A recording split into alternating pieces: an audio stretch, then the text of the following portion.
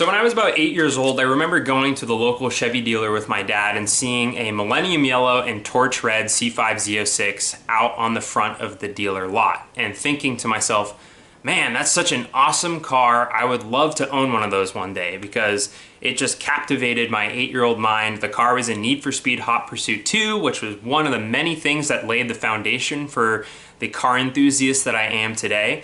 And so this car quickly became a poster car that I had up in my room that I'd always aspired to own one day. A few years ago, I was fortunate enough to be in the position to buy this one from a salvage insurance auction, and over the past few years, I've spent my time fixing it, modifying it, really making it my own, and just having fun with the car. It's a very unique car in the sense that it's an analog car, a very visceral driving experience, especially with the 6-speed manual, that you really can't find, or it's harder to find in most new cars or new-ish cars nowadays. So the car is very unique in that nature, and it's very well-rounded. But is it perfect? No, of course not. No car is perfect. It has its faults. There has common problems with it, etc., etc.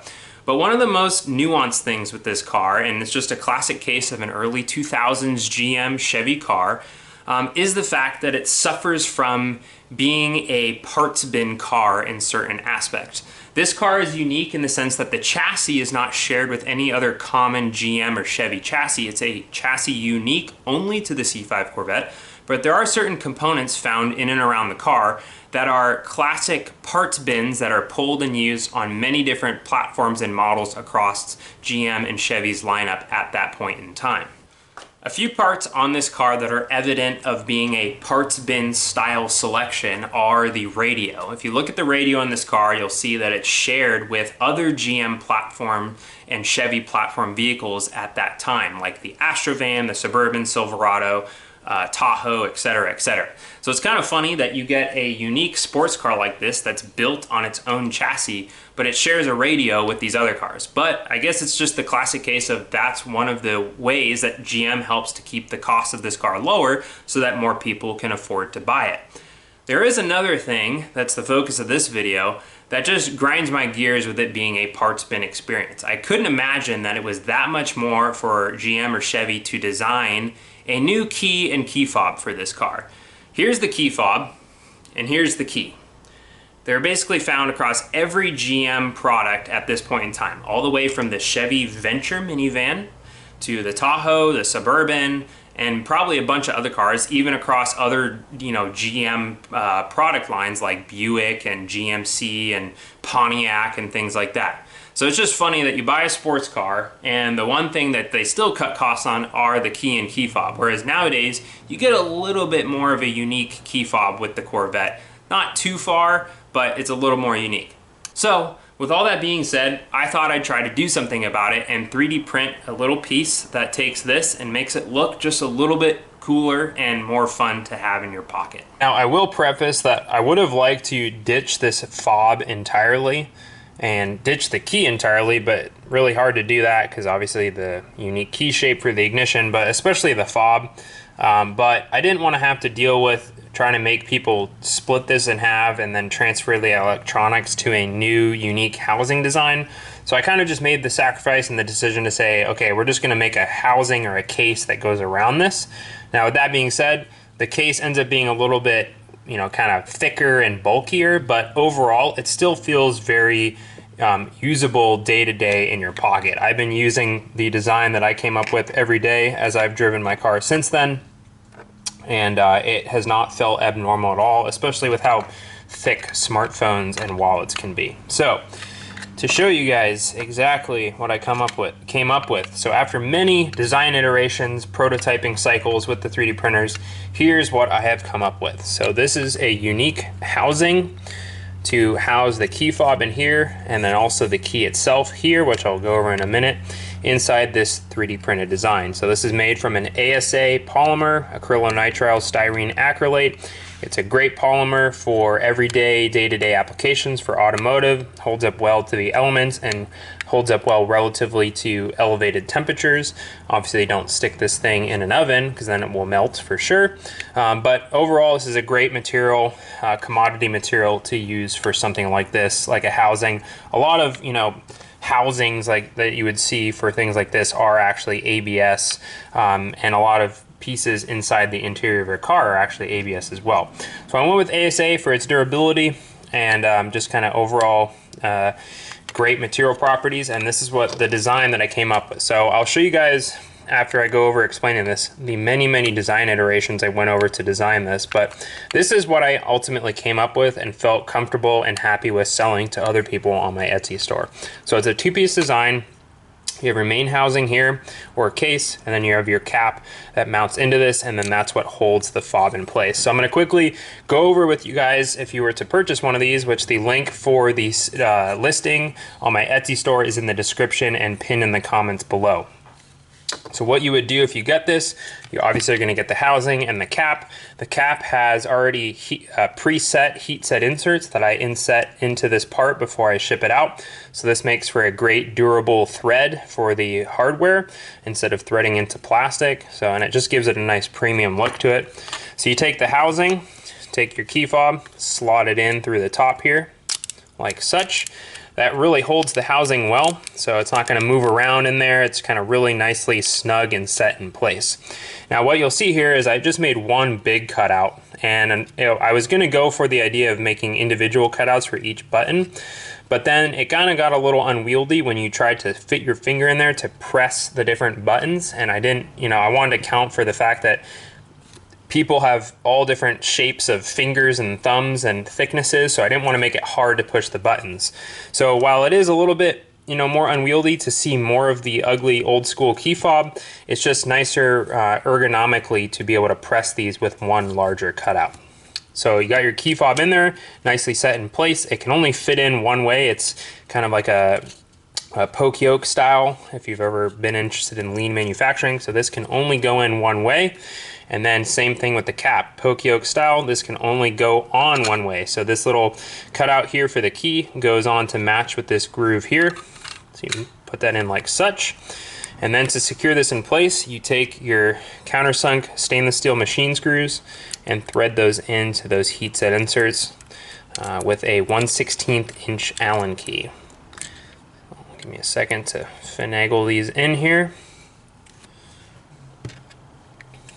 Take your Allen or hex wrench and then thread these in.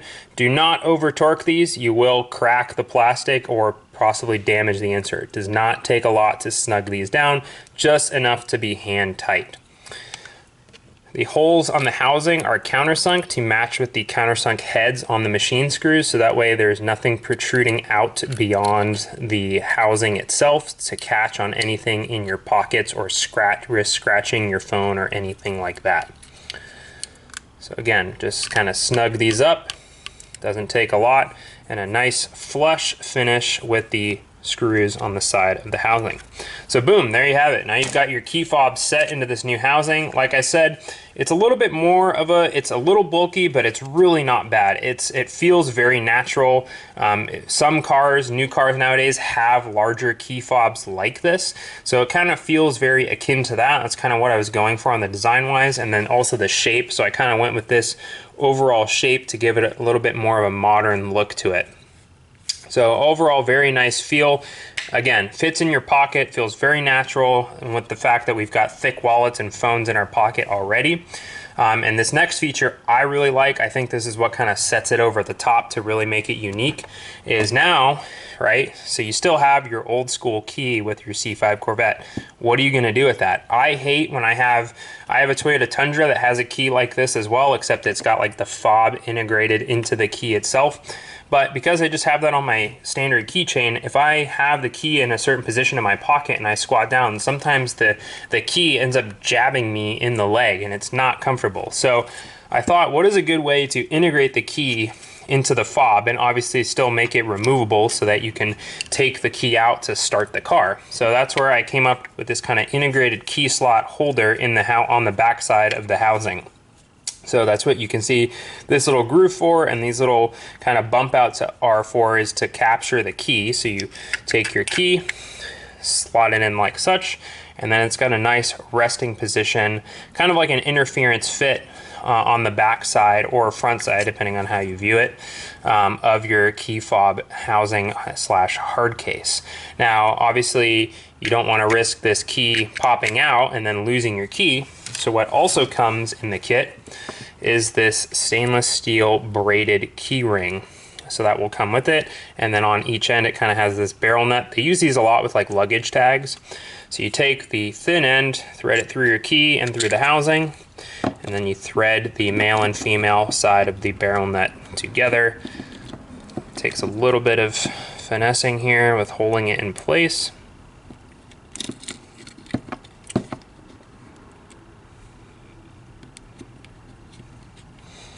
So you get that threaded on. You could even throw some blue Loctite if you're really worried about that backing off and losing your key. But now you've got that nice stainless steel key ring that kind of flips either side, so it doesn't just kind of sit like that. It wants to sit and kind of be flush on the side like that. And then now your key is not going anywhere. It will shake a little bit and kind of move like this if you do that. I don't know how many times people are shaking their key fob like that, but in the event, the key is never going to come out of the slot. The only way to pull it out of the slot, like when you need to drive the car, is you take 2 fingers here, pull it back, and then the shape of this stainless steel kind of key ring or braided cable helps to hold it in place. So you kind of have to kind of flex this a certain way to get the key out. So you take your 2 fingers, boom, like such, and then it comes right out. You can put in the ignition, start your car. Then when you're done driving, you just take the thing, kind of like fold it back over, pull it back, and then go in at the same time. Slot it in, and then now you have a nice slotted key in the back side of your key fob housing for when it's in your pocket or when you're not driving the car at home. Speaking of when you're not driving the car at home, one other feature that I wanted to add is an optional extra. So it's an optional add-on for a small added cost on top of the key fob housing is a display stand or storage stand. So this is made from the same ASA material that the key fob housing is made from. So this is kind of a cool little display stand. So when you're not driving the car, if you want to put this on your nightstand, your desk, your countertop, wherever you store your keys, you can take your key fob and key housing and put it right in that display stand. So it kind of has a nice raked back angled look to it. Same surface finish that you see on the key fob housing. And I spent a lot of time trying to make sure that the base was wide enough to be stable so it doesn't just flop over. And so I kind of played with it enough times where I kind of just, you know, obviously if you're too rough with it, it's not going to slot in well, but you know, it's not going to tip over unless you really go for it. But that is kind of a nice, just solid stand, and it doesn't want to tip over. The center of gravity is very low, so it's going to be very stable.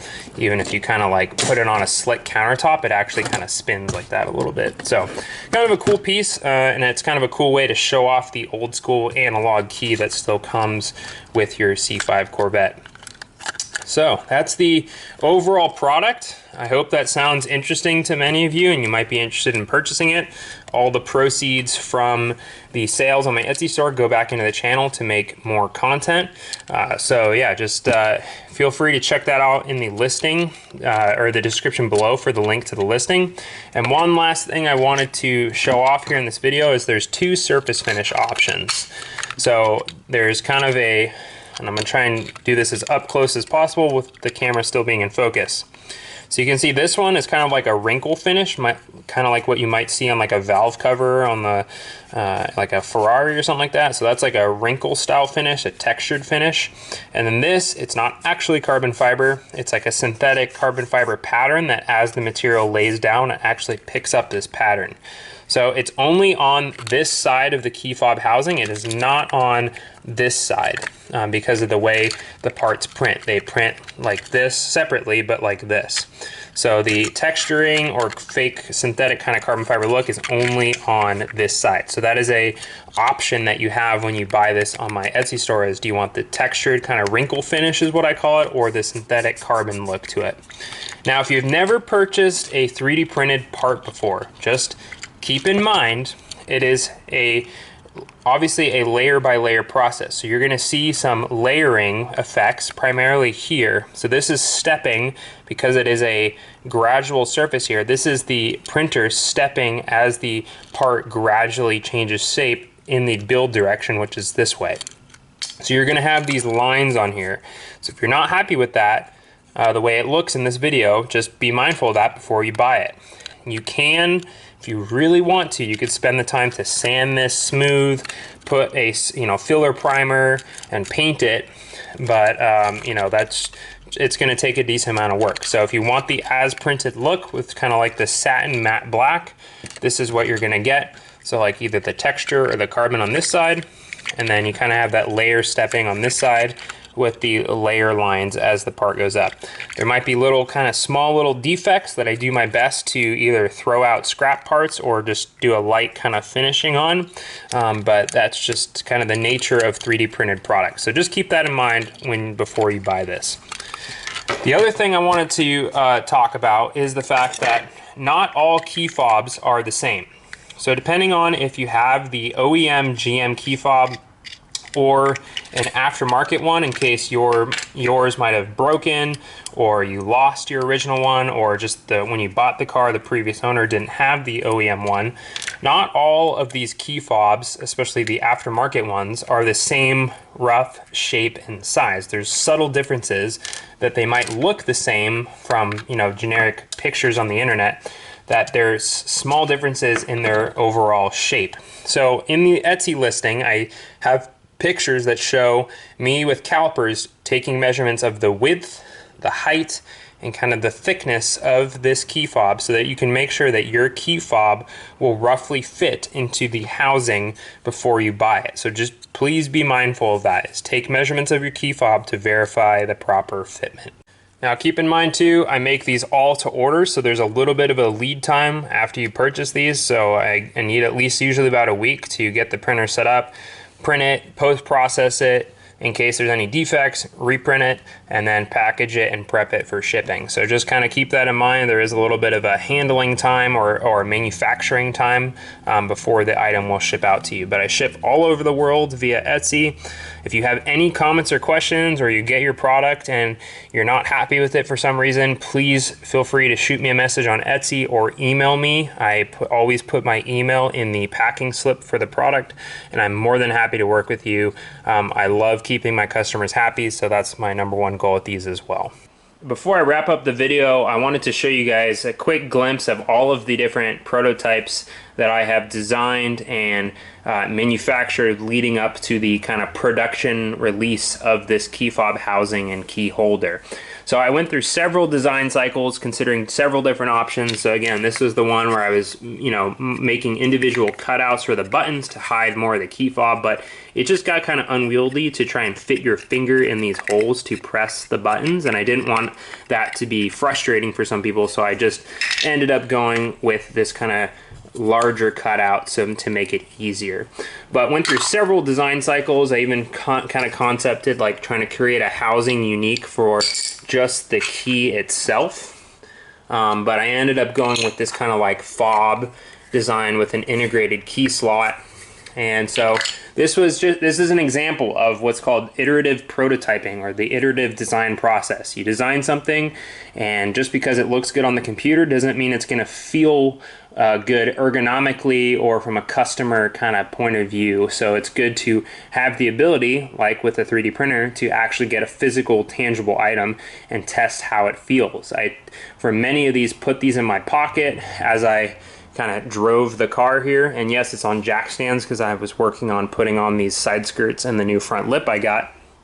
But as I drove the car, I put many of these in my pocket and kind of just got a feel for how it seemed overall using these day to day. And so on top of being able to iterate and improve on the design through building all of these, and this isn't even all of them, this is just the ones that I saved On top of that, it also helped me prove out the manufacturing process and making sure that the parts print well and print consistently, so there's not risk for defects. I had to do a lot of tuning to make sure that the overhangs and the shape here printed well and came off the printer with a nice surface finish without any kind of boogers or residual pieces that are from maybe the overhang being too steep or the material being printed too hot or too cold, etc., etc.